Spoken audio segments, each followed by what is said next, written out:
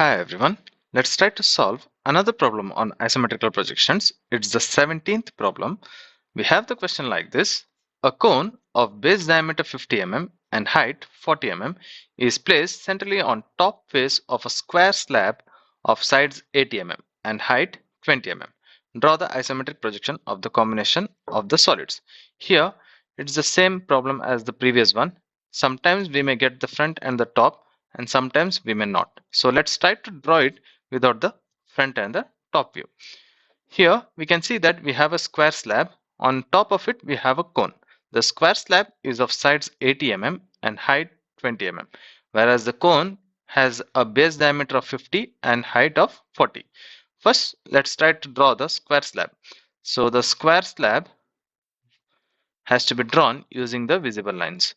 So it is of the dimensions 80 and 20. So I'll start it from here. I'll give the dimension as 80, angle as 30, again 80, angle as 150, then 80, angle as minus 150, again length as 80, and finally the angle as minus 30.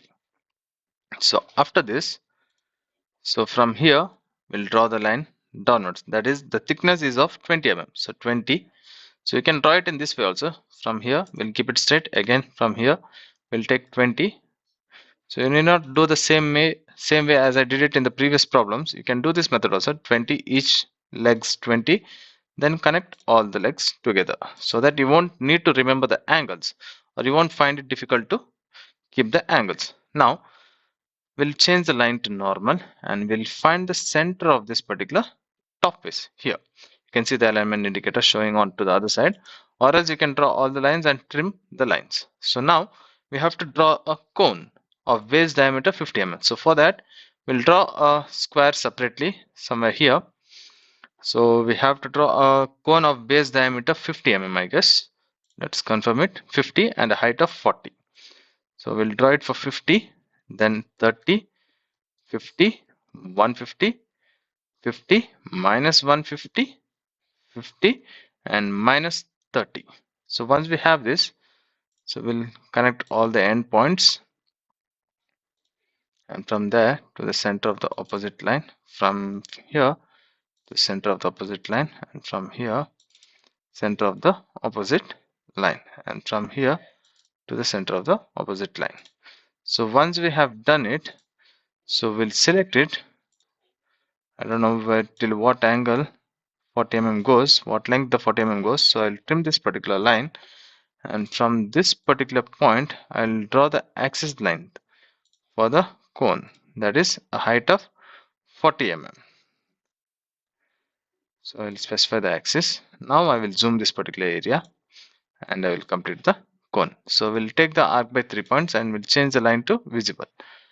So from this point to the end of this point and tangent to this particular line, and from here to this particular line and tangent to this line, and from the end of this arc to the end of this arc tangentially.